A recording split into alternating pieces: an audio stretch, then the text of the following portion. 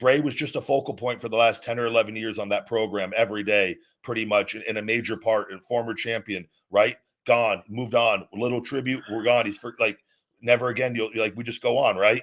It's just kind of like, wait, that's it. It's just weird. It's just something weird about it.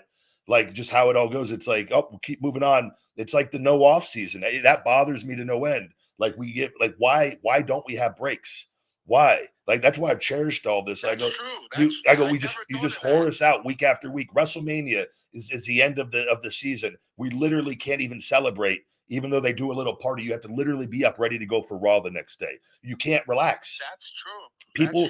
Nobody understands. There's no 4 or 5 month off season for this. We just go until you burn out, and then you're washed, you're done, blah blah blah, move on. It's a crazy thing. Think about it. You guys are doing more stuff than a lot of sports. Like baseball, you're definitely doing more than baseball. It's nonstop work. It's just nonstop. There's no time to relax when you're caught up in that. Everything from airports to travel, you're just constantly going with it. But your adrenaline is constantly getting maxed out. You're constantly stressed with it. You're constantly having to think of ideas of different things for matches because you're just constantly in that grind. And that's why you see guys literally just die. Bray just died.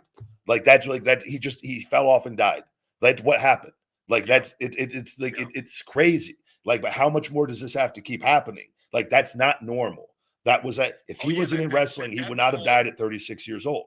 The wrestling life does that. It's crazy. But everybody you see on TV right now, it's like everybody we grew up watching. Who's there in the company that we grew up watching pretty much? Who's taken care of? Nobody. They're all either dead or forgotten. But now everybody's watching every week. Those guys are all going to be dead or forgotten at some point. Unless you do something else or learn how to be happy and keep yourself going outside of it. And even the guys that have to be producers, they're miserable. The guys that go talk to any producer. You know how stressful that life is? And I'm not talking about AEW. I'm talking about the WWE environment. Those guys are constantly stressed from having to deal with assholes like Michael Hayes and Vince and everybody. What do you do as a producer, big guy? What's your job like? To not get yelled at. You don't want to get yelled at. You're like, what do they want? And then you try to play it safe and you try to make sure that the wrestlers go out there and do what they want them to do within the